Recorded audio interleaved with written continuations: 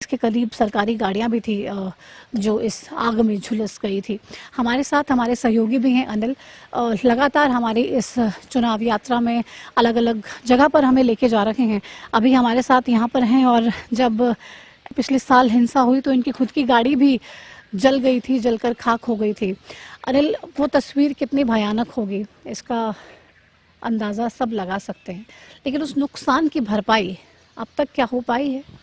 बिल्कुल नहीं। जिस तरीके से 31 जुलाई को नूह में ब्रिजमंडल शोभा यात्रा के दौरान हिंसा हुई थी, हिंसा में काफ़ी सारे लोगों के तकरीबन आधा दर्जन लोगों की मौत भी हो गई थी और उसके बाद सैकड़ों जो वाहन थे उनको आग के हवाले कर दिया गया था और जो अलग से लोगों का नुकसान हुआ था वो अलग था। लेकिन अभी तक किसी प्रकार की लोगों की इस तरीके से जो हिंसा के दौरान नुकसान हुआ था, जो उनके चाहे गाड़ियों की बात करें, चाहे मकानों की बात करें, चाहे अन्य प्रकार से जो भी लोगों का नुकसान हुआ था उसकी भरपाई अभी तक नहीं हुई। भले ही प्रशासन इस बात को कहे, तो कंपनसेशन के लिए कुछ नहीं किया है अभी तक। खाली कागजी कार्रवाई हुई थी। लोगों से उस समय ऑनलाइन पोर्टल के माध्यम से भरवाया गया था कि आप अपने ऑनलाइन भरिए, लेकिन जो ऑनलाइन प्रक्रिया थी वो पूरी तरह से सही तरीके से नहीं हो पाई थी, इसलिए लोगों को जो मुआवजा था वो नहीं मिल पाया था। तो हम अलग अलग जगह पर गए, हमने पूरे नूह जिले में लोगों से बात की। अनिल, आप भी हमारे साथ रहे।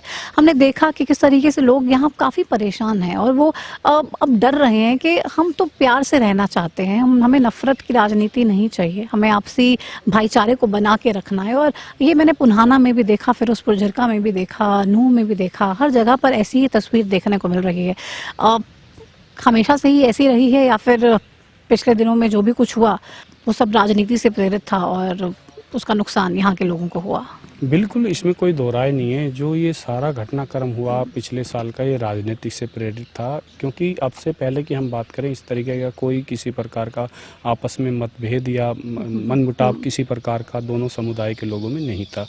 लेकिन जैसे जैसे ये राजनीतिक बातें जो होती हैं उनको लेकर सारा कुछ ये षड्यंत्र कह सकते हैं, तो सारी चीज़ें उसको लेकर हुआ था और उसको लोग अब आहिस्ता आहिस्ता भूल भी चुके हैं। लेकिन जैसे ही चुनाव आता है तो लोगों को वो सारी बातें याद दिला दी जाती हैं, लोगों के दिमाग में फिर से वो ताज़ा हो जाती है। पोलराइजेशन करने की कोशिश है, लेकिन आपको सबसे पहले ये याद रखना है कि सबसे बड़ा धर्म हमारा है और हमें उस धर्म को निभाना है, हमारी एकता का धर्म निभाना है, भाईचारे का धर्म निभाना है। और इसको अगर हम निभाएंगे तो बस और कुछ भी चाहिए नहीं। राजनीति होती रहती है, चुनाव आते हैं जाते हैं, हर पार्टी अपनी राजनीति करती है, लेकिन उस राजनीति के बीच हमें अपने भाईचारे को कायम रखना और किसी तरीके की परेशानी कम से कम उसमें नहीं आने देनी है।